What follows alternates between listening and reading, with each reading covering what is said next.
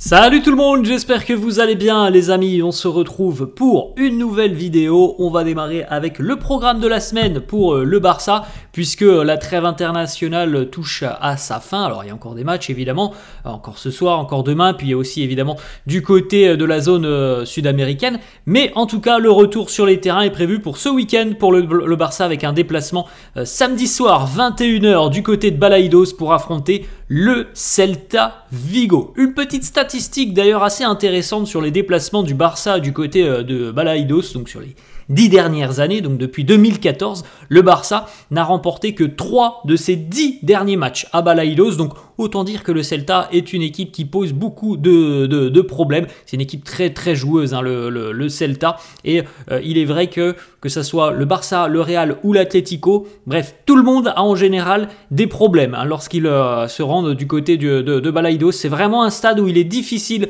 de s'imposer, donc c'est un match très intéressant hein, pour ce retour de trêve internationale, avec voilà, une adversité à mon avis qui sera très intéressante pour le Barça. On poursuit les amis, on regarde les unes des quotidiens catalans, le quotidien Sport qui consacre sa une à Martin qui a remporté le MotoGP hier.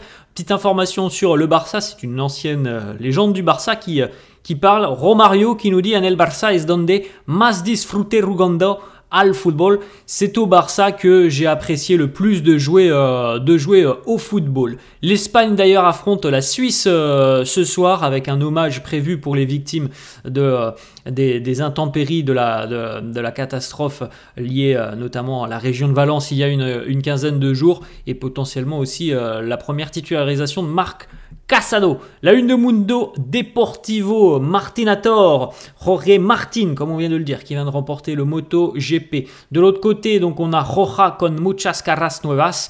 La Roja avec de nouveaux visages ce soir, hein, potentiellement. Alors il y a déjà pas mal de nouveaux jeunes qui sont arrivés au sein de la sélection, mais peut-être que ce soir nous aurons la première titularisation de Marc Casado. Espagne-Suisse, l'Espagne est assurée d'être en tête du groupe et donc de se qualifier, et la Suisse est assurée d'être reléguée en Ligue B. Donc au final on a une rencontre qui n'a aucun enjeu comptable, donc ça peut être une rencontre évidemment très intéressante, parce que les Suisses, je pense, en tout cas, j'ose espérer qu'ils viennent pour jouer. Ils n'ont plus rien à perdre. Hein, tout ça, ils n'ont rien à perdre et rien à gagner. Donc, je pense qu'ils vont venir aussi un petit peu libérés. C'est pas une rencontre hyper importante. Hein, c'est la Ligue des Nations. C'est pas non plus voilà, quelque chose où il y a un enjeu de vie ou de mort à l'issue de la rencontre. Donc voilà, il y a plus d'enjeu pour les deux nations. Évidemment, du côté de l'Espagne, on a envie certainement d'offrir du spectacle au public de Tenerife ce soir, et ça sera peut-être l'opportunité de retrouver Casado en tant que titulaire, lui qui a joué une vingtaine de minutes face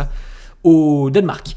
On regarde quelques petites photos, voilà les Catalans hier qui ont pu prendre déjà quelques petites photos avec beaucoup de supporters de la Roja qui étaient présents donc à Tenerife. On retrouve voilà les joueurs du Barça. On voit notamment Pau Cubarsí de l'autre côté, vous voyez, avec des petits strappings au niveau de la joue, donc ça a l'air d'aller mieux visiblement pour Pau Cubarsí.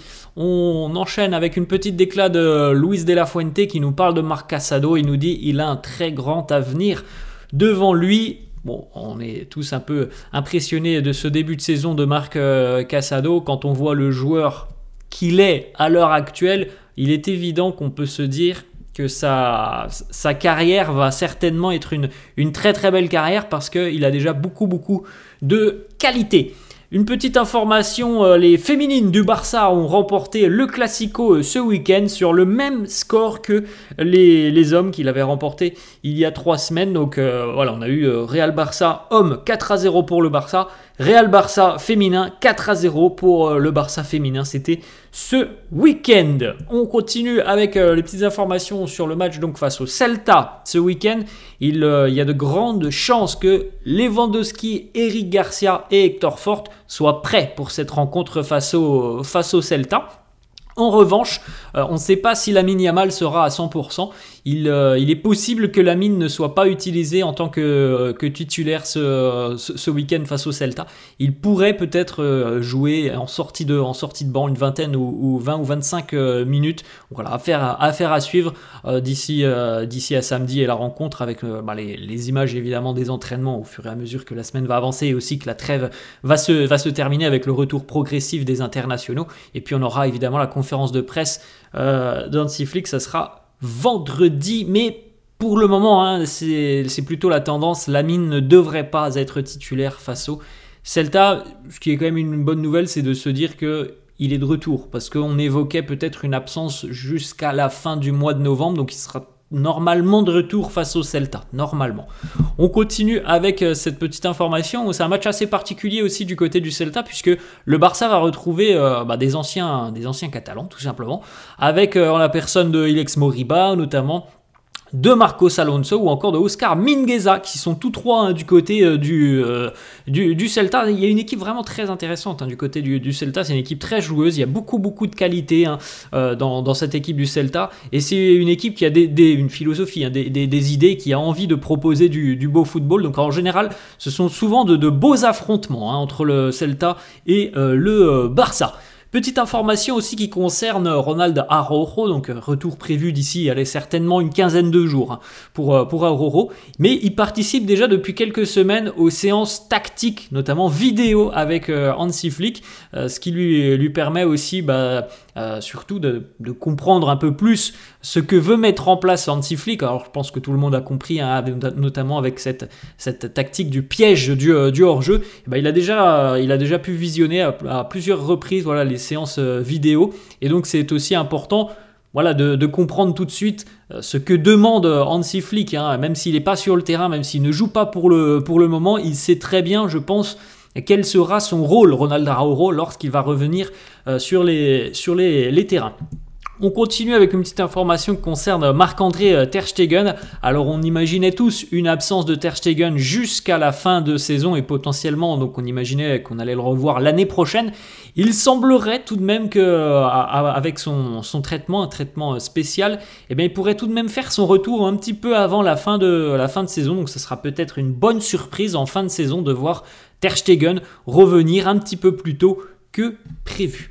Ensuite, autre information, selon le quotidien Sport, Pau Victor devrait avoir plus de minutes, un petit peu plus de temps de jeu sur les prochains matchs. Hansi Flick le valorise, compte sur lui, et Hansi Flick aurait déjà posé son veto. Il ne souhaite pas voir Pau Victor quitter le club au mois de janvier sous la forme d'un prêt. Donc on suivra évidemment son évolution sur le mois et demi qui reste de compétition avant l'ouverture du mercato au mois de janvier.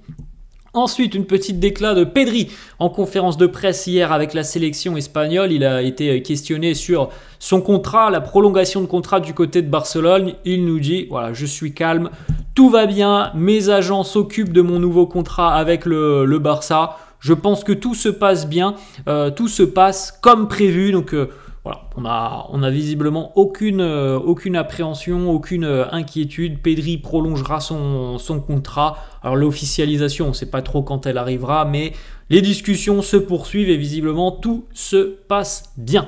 Ensuite, une petite déclaration de Romario, qu'on a vu tout à l'heure sur la une du quotidien Sport. Romario qui évoque le cas Rafinha, et il nous dit Rafinha est l'un des meilleurs joueurs au monde. Il fait de très bonnes choses avec le Barça et aussi avec le Brésil.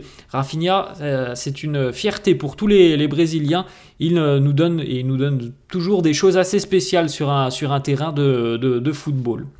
Ensuite, petite photo de la team polonaise. On retrouve Szczęsny, le gardien du Barça, et Robert Lewandowski, puisque les deux joueurs évidemment ne sont plus.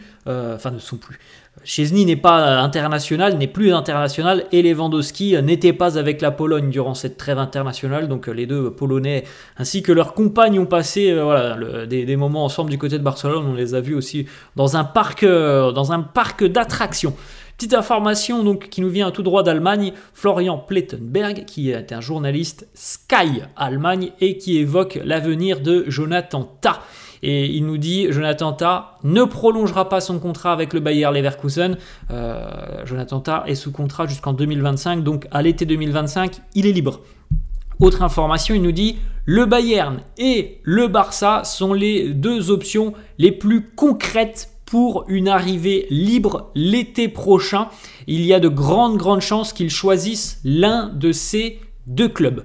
Le défenseur central de 28 ans reste aussi sur les tablettes du Real Madrid ou alors même de clubs italiens comme l'Inter Milan, mais il semblerait que la tendance, ça soit le Bayern ou alors le Barça. Donc voilà, il faudra suivre ce dossier Jonathan Tah l'année prochaine. On poursuit une petite information trêve internationale. L'équipe de France se déplaçait hier en Italie. Victoire 3-1 pour les Bleus, et les Bleus d'ailleurs terminent premier de leur groupe. Jules Koundé a participé à quasiment l'intégralité de la rencontre. Bon, il a joué 82 minutes, Jules Koundé a d'ailleurs perdu le ballon sur le but italien hier sur un gros pressing de Federico Di Marco, me semble-t-il. C'est Koundé qui a perdu le ballon. En tout cas, la trêve internationale est terminée pour Jules Koundé qui va être de retour, alors je pense aujourd'hui ou demain du côté de Barcelone. Une déclaration de Raphaël van der Vaart, légende du football néerlandais, qui nous parle de Frenkie de Jong qui a joué. Frenkie a joué 70 minutes à peu près samedi soir face à la Hongrie. Il nous dit de Jong a joué un excellent match, même s'il pouvait et devait être meilleur. Il a accompli beaucoup de choses, mais il doit maintenant maintenir sa forme physique. C'est un grand joueur, nous bénéficierons beaucoup de lui. Bon, on ne peut pas non plus demander à Frenkie de Jong d'être exceptionnel. On sait tous ce qu'il a traversé déjà depuis quelques mois maintenant avec les pépins physiques. En tout cas, voilà, il y a eu de bonnes sensations pour Frenkie de Jong face à la Hongrie et 70 minutes de jeu.